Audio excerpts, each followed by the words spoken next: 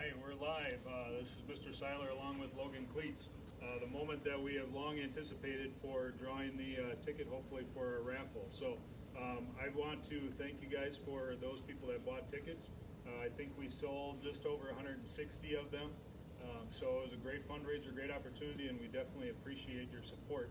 Before we go to pull it, I'm going to introduce Logan, and he's going to tell a little bit about Mayville Manufacturing, and we'll go from there. So Logan.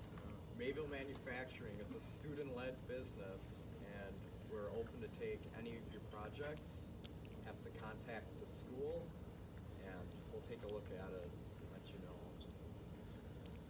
So with that, we have Mr. Cartman, who is our individual who has not bought or sold a ticket. So he is our person that is going to spin it, and good luck to anybody and everybody.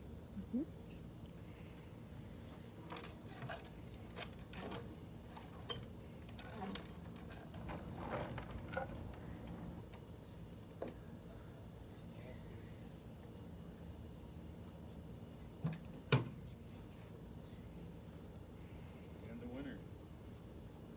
Winner is Brian Olson. Brian Olson. Congratulations. Is the winner.